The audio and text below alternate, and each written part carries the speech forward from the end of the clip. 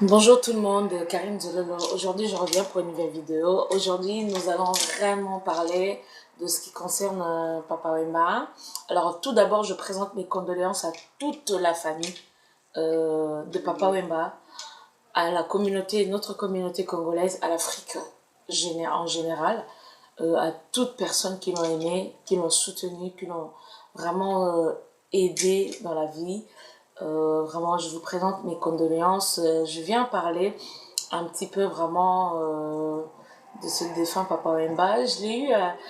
le connaître deux fois. Je l'ai vu deux fois et puis une fois qu'on s'est vu, je me suis dit, ah tiens, je vais faire une émission avec Papa Wemba, tout ça pour vraiment, moi aussi, je garde une image de cette icône. Mais c'est vrai qu'en ce moment-là, je me suis dit, oh maintenant, on peut pas faire une émission seulement comme ça parce que tu as vu Papa Wemba. Non, c'est pas possible. Donc je suis pas. Donc, mais je regrette quand même d'avoir raté ce moment-là. Vraiment aujourd'hui parce que Papa Wemba n'est plus. Vous le savez tous. Vraiment que son âme repose en paix. Et je viens particulièrement féliciter Zachary Bababa, tout d'abord parce que Zachary Bababa, tu es quelqu'un qui prend à cœur, mais à cœur cette action. Vraiment, je te remercie du fond du cœur pour ton soutien. Ça se voit que vraiment, quand quelqu'un est vivant, vous pouvez avoir des querelles, des disputes, des choses comme ça. Mais quand une personne meurt, c'est là qu'on voit que le cœur de Congolais, quoi. Parce que vraiment, coup de chapeau à toi, Zachary Bababa, pour ce que tu fais. Tu as pris la situation à main. Tu as vraiment essayé de faire tout ce qu'il faut, l'organisation, tout ce qui se suit. Vraiment, j'ai été très touchée parce que je suis un petit peu sur Internet, ce qui se passe et tout actuellement. Et j'ai vu vraiment que tu es vraiment sur la tête de toutes sortes d'organisations. Bon, d'après moi, je sais pas ce qui se passe vraiment derrière tout ça. Mais je vois que tu as pris vraiment à cœur cette histoire, cette situation pour l'honneur de notre défunt Papa Wemba, pour son honneur, pour vraiment l'honneur de la communauté congolaise. Vraiment coup de chapeau Papa Zachary Bababa, merci. Merci aussi, merci vraiment et de soutenir la famille, merci beaucoup. Je viens aussi tirer mon coup de chapeau vraiment précisément à notre notre icône. Pour moi, c'est une icône, quoi qu'on dise, Koffi Olomide. Merci beaucoup à toi, Koffi Olomide. Malgré ce que papa avait dit que vous entendez pas bien, malgré ce que les gens disent, je pense que tu as quand même mis la colère de côté. Tu as quand même mis la rancune, la haine, ou je sais pas s'il y avait la haine de côté, et tu as quand même pris la nouvelle à cœur, et tu es là aussi derrière et tu soutiens aussi ce problème, tu soutiens aussi la famille, tu es présent aussi. Et vraiment merci à toi Koffi Olomide, coup de chapeau à toi parce que elakisi ke oza pena moto mutu, toza bato toza pena mitema, toza pena ba pensée, toza pena ba sentiment. Yango na pena na moni kati na yo, na moni pena ke malgré ba musique na bino otie pena pembeni, otali nanu na plan humanitaire, na plan ki bo moto omoni pena ke non, azalaki ndeko na yo, azalaki moto bozalaki na ye, azalaki moto bofandaki na ye, akontribuaki mingi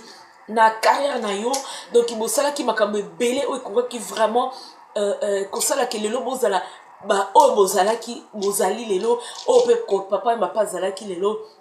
C'est vrai, même ngai moko j'ai été très choquée na papa mba akoko kufa na ye. C'est pas grave parce que il a tellement vu à vivre belé, n'est-ce pas, ça ton aime qui a vie, si je peux le dire, parce que peut-être tu les allez qui a kufa na 120 ans, na 100 ans, bien à 95 ans, a kufi vraiment bien plus tôt, on peut dire 30 ans plus tôt, et vraiment c'est choquant aussi. Mais c'est pour moi quelqu'un qui est parti sur scène, pour moi quelqu'un qui est mort, qui a beaucoup vécu, pour nanga atamboli mikili nyonso, atamboli mikili nyonso, à vivre au moto nyonso na sa atango akoki ko vivre. Souci esengo nyonso, ambiance, la chrétienté, qui païen à vivre nyonso.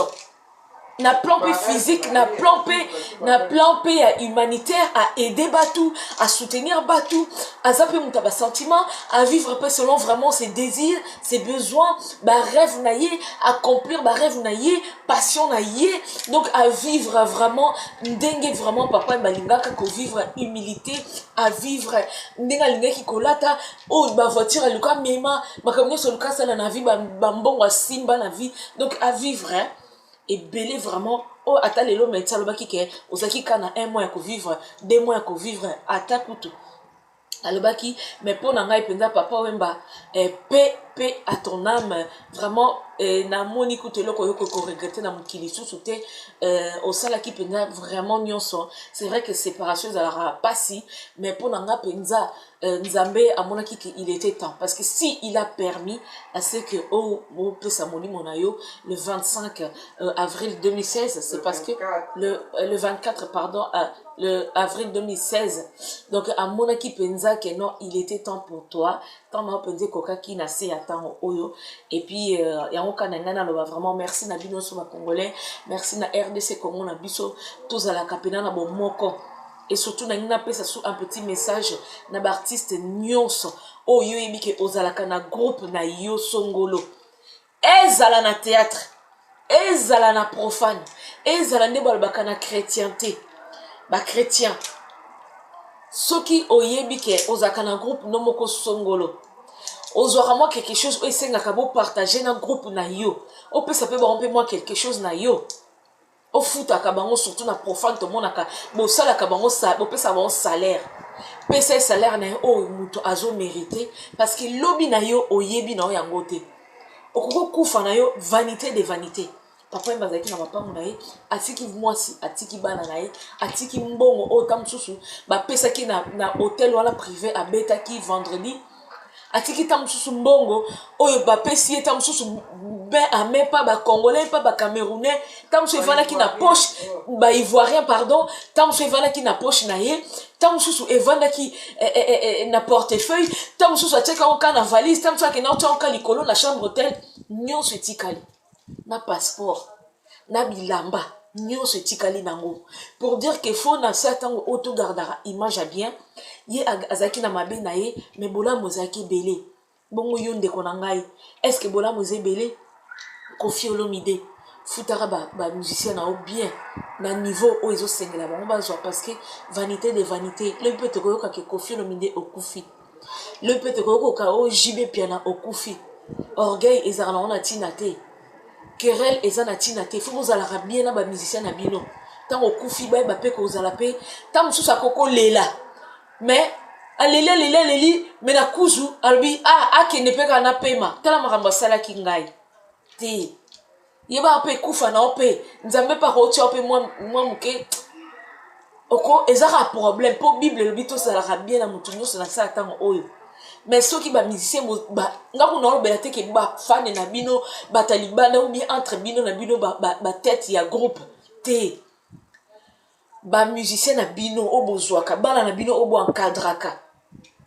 na kati ya ba orchestre na bino baza pe na mabe na bango o ezosala ke bakangaka bino air nyonso ya makasi surtout na niveau ya paiement vanité de vanité bobongisa lobi redi ya misto koyokoka po okufi na o jibe mpe na kufi o wera okufi po yango kutu donc ezokipe te nde Koffi alobaki ke biso toniataka bampese toniataka bandinzi nzoka mpe eza na mutu mo mpe likolo azali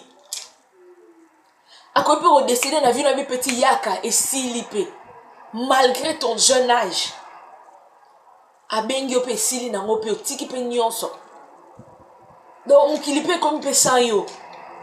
donc ete ya biso pena profondément et je pense que yango penza ete pena Koffi Olomide yango bomoni penza et dérangé parce que ngato na moni musisa wana pena katikati ebimi Koffi Olomide tanga zo ba maramba papa wemba j'ai senti que il a eu beaucoup de regrets peut-être azaki na besoin ba solola asenge pardon to basala soki nini azamutu azonsi tamsum conscience na ye reproche et conscience na ye et reprocher ye donc qui bon motonné sali ozomona yango alobaki ke nzambe aza nzambe totambola na kobanga nzambe wi yo moto osimbaka kisi yo moto okendaka na ndako ya nganga yo moto okataka babraza okendaka na bafin fo kuna ya bandundu ozokende ntina Nigeria yo moto okendaka ntina baafrike du sud na bafin fo kuna ya okende kosimba kisi ndeko fo kotika vanité de vanité vanité de vanité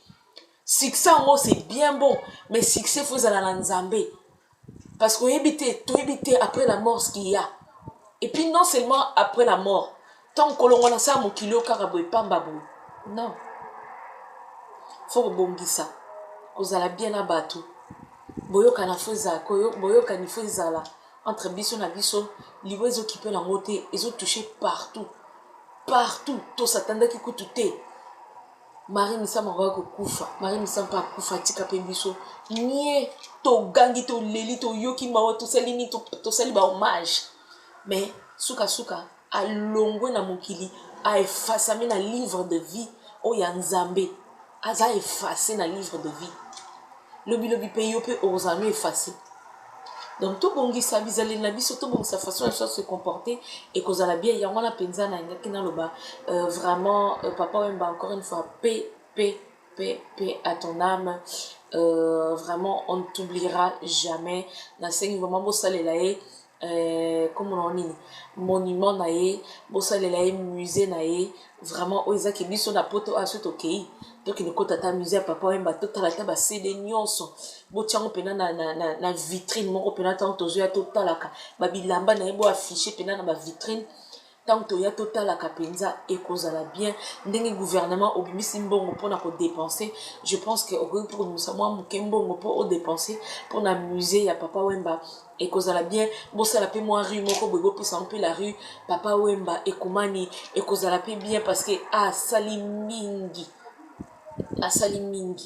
donc et kozala vraiment bien et lamba na wana oya scène ngapena na osenga bino lamba na wana scène bo suspendre ango likolo pena tango boko sala et boko cha cercueil na ye bo suspendre et lamba wana botingo pena na centre bo suspendre ango pena na pembeni to likolo total dernier hommage wana ya papa Wemba et lamba wana parce que yango motetikali na mutuna biso et lamba wana avec un petit cœur devant et vraiment eza moment moko na yebite vraiment ce qui nzambe mutalinga keleke la bongo po etika la biso na mutu ce qui yemo ko pas préparer kango bongo to yebite mais vraiment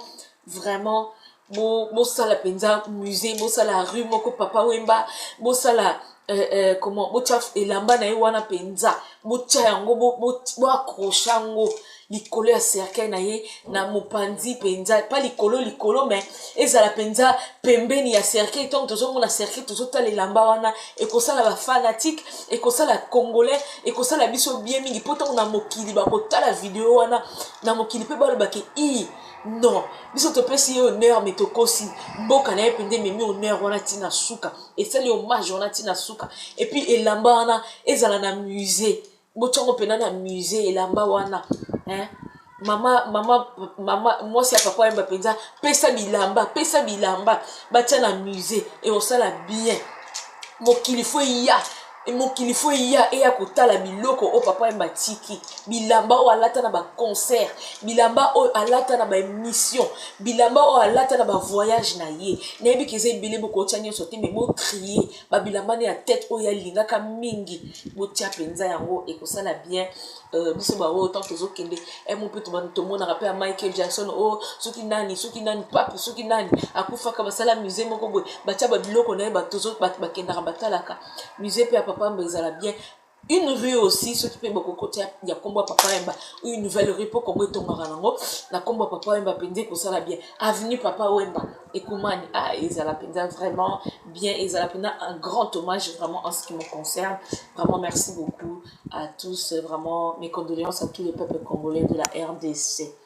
Toti Ganso Bakerel ezana on a tinate. Merci beaucoup, ciao Karine Zololo, restez branchés sur ma page YouTube. Abonnez-vous et aimez. Merci, ciao.